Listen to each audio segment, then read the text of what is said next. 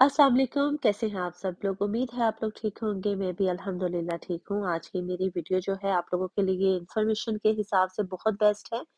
जो लोग यूके आना चाहते हैं या जिनके वीज़े लग गए हैं, जो अप्लाई करना चाहते हैं, जो फ्यूचर में अप्लाई करेंगे, सबके लिए ये इंफॉर्मेशन जो है एवरी टाइम, एनी टाइम आप लोगों के लिए बेनिफिट ही होगी। चलिए जी वीडियो को स्टार्ट करते हैं।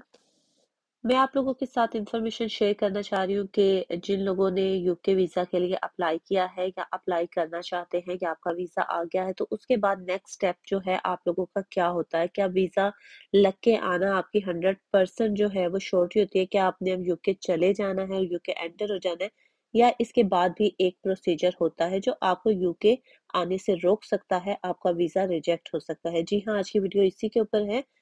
वीज़ा लग जाना एक डिफरेंट चीज़ है और यूके का इमिग्रेशन बॉर्डर क्रॉस करना एक डिफरेंट चीज़ है। दोनों में डिफरेंस क्या है?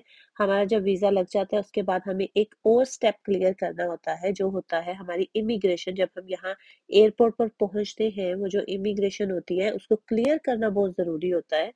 अगर आप उसको क्लियर नहीं करते हैं, तो वहाँ पर आपको जो है वो वीज़ा रिजेक्ट करने के उनके पास पूरे राइट्स होते हैं। वो आपका वीज़ा रिजेक्ट करके, कैंसल करके आपको वापस डिपोर्ट कर सकते हैं। रिसेंटली ऐसे केसेस आए भी हैं, पास्ट में भी हम ऐसे केसेस सुनते रहते हैं। ये केसेस क्यों होते हैं? ठीक है, इनकी वजूहात क्या है? आज उसके ऊपर डिस्कस करेंगे, डिटेल से आप लोगों को बताएँगे। मैं कोई लीगल सॉलिसिटर नहीं हूँ। मैं अपनी लाइफ के हिसाब से एक्सपीरियंस आपके साथ शेयर करती हूँ, आपको एजुकेट करती हूँ, ताकि आप लोग इससे कुछ सीख सकें। और जो यूके आना चाहते हैं या आने की प्लानिंग कर रहे हैं, उनको यहाँ आने से पहले हर तरह की गाइडेंस जो है वो मिल सके, ताकि वो अपने लिए इमिग्रेशन बेहतरी क्या के होती है रास्ते जी? चुन इमिग्रेशन सकें। ये होती है कि जब आपका वीज़ा लग जाता है, उसके बाद आप टिकट खरीदते हैं, टिकट खरीद के आप यहाँ यूके लैंड होते हैं। लैंड होने के बाद यहाँ पर आपने एक इमिग्रेशन जो है वो क्रॉस करके फिर बाहर निकलना होता है, यूके में एंटर होना होता है। वो जो इमिग्रेशन ऑफिसर्स खड़े होते हैं चेक करने के लिए कि आप हमारे मुल्क में आए हैं, आप वीज़ा लेके आए हैं। उन्होंने सिर्फ ये चेक नहीं करना होता है कि आपकी स्टैंप लगी हुई है और आपके पास वीज़ा नहीं। उन्होंने आप जिस वीज़े के ऊपर आए हैं, उसकी सारी रिक्वायरमेंट्स आपसे क्रॉस चेकिंग करनी होती है। आपसे क्वेश्चंस पूछने होते हैं। वो क्वेश्चंस अगर आप पूरे उनको आंसर कर देते हो, तो वो आपको कहते हैं you can enter in the UK, enjoy your life. लेकिन अगर उसमें से कुछ क्वेश्चंस आपके रॉन्ग हो जाते हैं, या आपको याद नहीं होते, या आपको पता ही नहीं होता, या आप उनके आंसर नहीं दे पाते, तो इसका मतलब है आप जेन्युइन विजिटर नहीं है, या जेन्युइन जिस भी वीजा पे आए हैं वो नहीं है, क्योंकि आपको तो अपने आने के रीजंस ही नहीं पता। वहीं पे वो आपको स्टॉप कर लेते हैं और उनके पास पूरे राइट होते हैं कि वो आपका वीजा कैंसिल कर दें और कैंसिल करके आपको वापस डिपोर्ट कर दें। कैंसल क्यों करेंगे? वो रीज़न क्या होती है कि आपको जो वीज़ा लेके आए हो, उसका आपको पता ही नहीं है, तो यानी कि आप गलत इंटेंशन से आए हो। ये एक रीज़न होती है जिससे वो वीज़ा कैंसल कर देते हैं, और उनके पास 100% पूरे राइट होते हैं ये वीज़ा कैंसल करने के। सिर्फ़ ये नहीं होता कि हमारा होम ऑफ़िस से वीज़ा लग गया और बस हमें यहाँ रहने के राइट मिल गए। नहीं, इस कंट्री में कुछ भी गड़बड़ेशन होगी, ये आपको वापस भेज सकते हैं। तो आज की वीडियो जो है वो इसी हिसाब से आप लोगों को गाइड करने के लिए है। मैं कोई लीगल सॉलिसिटर नहीं हूँ। मैं अपनी लाइफ के हिसाब से आप लोगों को एजुकेट करती हूँ, क्योंकि मुझे इतने साल हो गए हैं।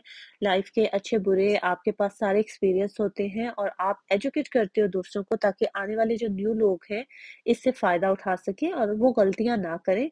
जो गलतियाँ आपको किसी को पैसे दे के सॉलिसिटर को हायर करके वो आपको 2-3 बातें बताएँगे, तो अगर किसी की लाइफ से अगर वो बातें आप सीखते हैं और अमल करते हैं, तो भी आपको उतना ही फ़ायदा होने वाला है, जितना आप पे करके भी वो 4 बातें सुनेंगे और उनके ऊपर अमल करेंगे। बेसिकली होता ये है कि जब वीज़ा लगता है हम लोग खुश हो जाते हैं, बस वीज़ा लग गया, हम तो यूके जा रहे हैं, और बस फिर हम अपनी तैयारियों में, शॉपिंग में, इन चीज़ों में लग जाते हैं। इनसे ज़्यादा ज़रूरी ये चीज़ होती है कि आप अगली जो अपनी प्रिपरेशन है वो करें। आपने यूके जाना है, तो वहाँ इमिग्रेशन जो बैठी होगी, यानी वो जो पूरा उनका सिस्टम है उसे आपने क्लियर कैसे करना है, ठीक है? आप स्टूडेंट वीज़े पे हैं, आप स्किल वर्कर वीज़ा पर हैं, ठीक है? आप जो है केयर होम वीज़ा पर हैं, ठीक है? हेल्थ वीज़ा पर हैं, नर्सिंग वीज़ा पर हैं, स्टूडेंट हैं, डिपेंडेंट हैं, कोई भी हैं आप, किसी भी वीज़े पे, इमिग्रेशन सबको फेस करनी पड़ती है, और आप जिस वीज़े पर हैं वो आपको उससे रिलेटेड ही सारे क्वेश्चन करते हैं। आपने अपने वो सारे डॉक्यूमेंट जो अप्लाई किए होते हैं, वो पूरी फाइल अपने साथ लेकर आनी होती है। उस फाइल में क्या-क्या लिखा है आपको पता होना चाहिए, क्योंकि हमारी कंट्रीज़ के लोग क्या करते हैं, एजेंट हायर किया, बस उसी ने सारा कुछ करना है, कुछ नहीं पता होता। हम ये ऑर्डर देते हैं, जी हमें यूके जाना है, और जितने भी पैसे वो एजेंट कहता जाता है, उसको हम बस फॉरवर्ड करते रहते हैं, उसकी स्टेटमेंट में वो पैसे हम देते रहते हैं। चलो जी, उसको उसकी फीस मिल गई और हमें वीज़ा मिल गया और हम मुँह उठा के आ जाते हैं, और यहाँ इमिग्रेशन में फिर हमें ये प्रॉब्लम फेस करनी पड़ती है जब हम उनके आंसर सही नहीं देते और वहाँ से ही लोग वापस जाते हैं। तो ऐसे लोग जिन्होंने सिर्फ़ एजेंट हायर किया, वीज़ा लिया और वो आ रहे हैं, उनके लिए ये वीडियो जो है खबरदार का निशान है कि ये गलत है। आप यहाँ से वापस भी जा सकते हैं। सिर्फ वीज़ा लग जाना 100% श्योरिटी नहीं होता कि आप यूके में एंटर हो सकते हैं, ठीक है? आपने इमिग्रेशन पास करनी है, उसके बाद आप एंटर हो सकते हैं, और ये इमिग्रेशन पास करना अच्छों-अच्छों के साँस खुश्क हुए होते हैं। आप यकीन करें, हमें याद है हम जब नए-नए यहाँ आए थे और वीज़ाज़ पर थे, तब एवरी टाइम पाकिस्तान से वापस आते वक़्त ऐसे ही साँस खुश्क होते थे, जैसे फर्स्ट टाइम बंदे के यूके आते वक़्त होता है कि कोई गड़बड़ ना हो जाए, क्योंकि इनकी इमिग्रेशन काफ़ी स्ट्रिक्ट है। वो आपको हर आपके वापसी के टूर पर पहले जब आप एंटर हुए हैं, वहाँ से क्वेश्चन स्टार्ट करती है। ठीक है ना? तो इसलिए इस चीज़ को मामूली नहीं समझना आपने, इस चीज़ को बड़े गौर से समझें कि ये मेन स्टेप आप लोगों ने क्लियर करना है। इसलिए अपनी फ़ाइल खोलें, अपना कैज़ लेटर पढ़ें, अगर आप स्टूडेंट पे हैं, वर्क वीज़ा पर हैं, किसी भी वीज़ा पे, उसकी सारा कुछ डिटेल्स पढ़ें। आपने क्या-क्या उसमें लिखा है, कहाँ जॉब करनी है, कहाँ रहना है, कहाँ आपकी जो है वो अकोमोडेशन है, पूरी डिटेल जो आपने एक वीज़ा की अपनी फ़ाइल दी है और उसमें लिखी हुई है, वो आपको पता होनी चाहिए और वो जेन्युइन भी होनी चाहिए, ठीक है? क्योंकि ये रीचेक भी करते हैं। कोई भी अगर फ्रॉड आप करेंगे या कोई भी आप गलत काम करेंगे, गलत बयानी से काम लेंगे, आप पकड़े जाएँगे, और जब पकड़े जाएँगे तो ये सीधा आपको वापस भेज देंगे, आपका सारा पैसा ज़ाया चला जाएगा। तो जो लोग भी जेन्युइन तरीके से अपने वीज़े अप्लाई करते हैं, अपने वीज़े जो हैं वो लगवाते हैं, वो परेशान होते हैं, वो एक-एक चीज़ पढ़ते हैं, उन्हें ये समझाने की इतनी ज़रूरत नहीं पड़ती।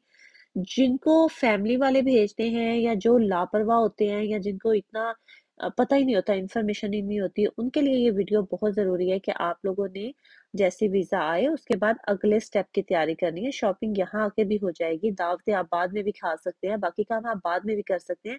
मेन काम आपने करना है कि आपने जाते वक़्त अपनी सारी प्रिपरेशन, हर चीज़ आपको याद होनी चाहिए। इवन मुझे याद है जब मैं फर्स्ट टाइम आई थी, उन्होंने मुझे एड्रेस पूछा था कि तुमने कहाँ जाके रहना है, तुम्हें पिक कौन करने आएगा? क्योंकि मेरे हस्बैंड थे, मुझे उन्होंने पिक करना था, जो उनका घर था मैंने वहाँ रहना था उनके साथ। तो मुझे वो ड्रेस वग़ैरह याद करना भी मुझे फर्स्ट टाइम में मुझे याद है कि मुश्किल था, क्योंकि यहाँ के और पाकिस्तान के ड्रेस में फ़र्क होता है। यहाँ एक पोस्ट कोड होता है, स्ट्रीट नेम्स डिफरेंट होते हैं, तो वो मैंने मतलब अच्छे से याद किया हुआ था, लेकिन आपको उसका भी इतना प्रेशर होता है, यहाँ कोई भी वो आपको क्वेश्चन कर सकता है। इवन उन्होंने मेरे हस्बैंड के बारे में भी क्वेश्चन किया कि वो क्या करते हैं, किस जगह करते हैं, उसका फ़ोन नंबर क्या है? तो छोटे-छोटे क्वेश्चन वो ये देखना चाहते हैं कि आप जेन्युइन हैं। अगर आप जेन्युइन हैं, फॉर एग्ज़ाम्पल मैं जैसे मेरे हस्बैंड यहाँ थे और मैं आई थी, तो वो ये मेरे साथ क्वेश्चन करने का उनका मकसद ये था कि क्या ये जेन्युइन उसकी वाइफ है?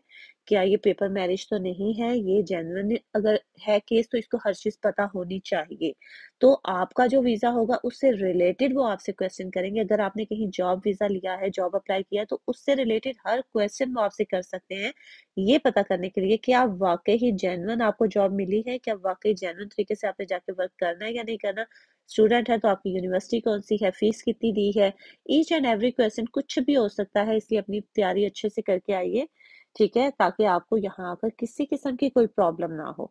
देखिए, जब यहाँ प्रॉब्लम होती है ना, तो ये पाकिस्तान नहीं है कि हैंडल हो जाएगी, यहाँ की प्रॉब्लम्स हैंडल नहीं होती, सीधा बंदा जाता है पाकिस्तान और आपका जो 30-40 लाख लगा होता है, वो जाता है पूरे का पूरा पानी में। और वो एक फैमिली अच्छी खाती-पीती कह लें या मिडल क्लास कह लें या लोअर मिडल क्लास कह लें, वो झटका बर्दाश्त नहीं कर सकती, क्योंकि ज़ाया पैसा तो कोई भी बर्दाश्त नहीं कर सकता ना। तो इसलिए आप लोगों को अपने वीज़ा अप्लाई करने से लेकर यहाँ एंटर होने तक हर चीज़ स्टेप बाय स्टेप जो है वो बड़ा सीरियस लेनी है, और किसी भी वीज़े पर आप हैं, आपको उसकी ईच एंड एवरीथिंग पता चलिए जी, होनी आज की चाहिए, वीडियो ठीक है? करते हैं यहीं पर फिनिश। अपना बहुत सारा ख्याल रखिएगा, दुआओं में याद रखिएगा। उम्मीद है आज की वीडियो आप लोगों के लिए इंफॉर्मेटिव होगी और आपने इससे कुछ ना कुछ सीखा होगा। वीडियो अच्छी लगी हो तो लाइक और शेयर ज़रूर कीजिएगा। इस चैनल पर आपको मिलेंगी हर वो वीडियो जो आपके ज़िंदगी में कभी ना कभी काम ज़रूर आएँगी। टेक केयर, अल्लाह हाफ़िज़।